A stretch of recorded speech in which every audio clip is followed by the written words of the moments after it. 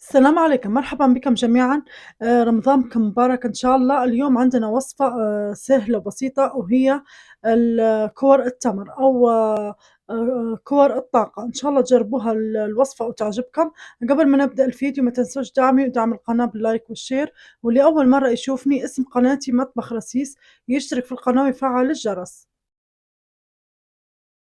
المكونات عندي بتاعت الكور تمر معجون، عندي جوز هند، جوب كوب، حوالي كوب. هذا خليط بين كاكاوية أو فول سوداني ولوز، طحنته على الغليظ مش ناعم. ملعقتين كبار سميد ناعم أو دقيق البسبوسة. عندي ملعقتين كبار قشطة، وملعقة صغيرة مية ورد. تو عندي طاوة على النار، عندي جوز الهند. نحمص جوز الهند الأول. تو عندي يتحمص جوز الهند بالشكل هذا. تو نحطه في الصينية. تو في نفس الطاوة حطيت الملعقتين بتاعت السميد الناعم، أو دقيق بتاع البسبوسة. نبدأ نحمسها حتى هي الأول.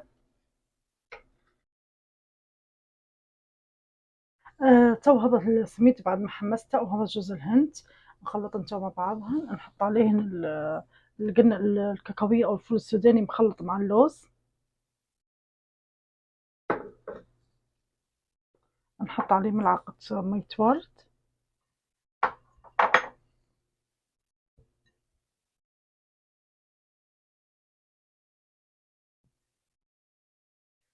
تو حطيت التمر، نحط ملعقتين القشطة، ولو احتاجت نعجن تو نبدأ نعجن فيه. لو احتاجت السوائل تاني حنحط ملعقة زبدة.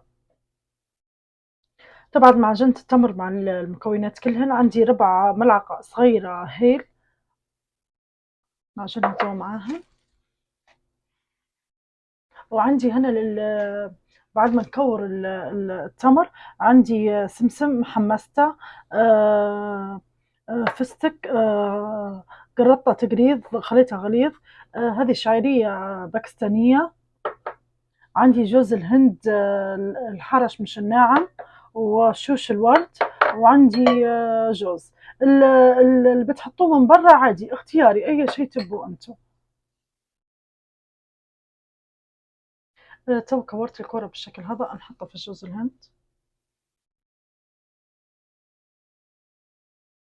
بالشكل هذا. نحطها في الأكواب نتاعها. تو أنا بس نقصر نخلي الفيديو قصير، نبدأ نكورهن وبنفس الشيء نحطهم كل واحدة في النكهة هني. وهذا شكل النهائي بعد ما قدمناها. وحدات بالشكل هذا زينتهم باللوز، ووحدات بالبشكوط المالح، والتزيين طبعا على حسب رغبتكم انتم. تقبل الله منا ومنكم. صيام مبارك ان شاء الله علينا جميعا.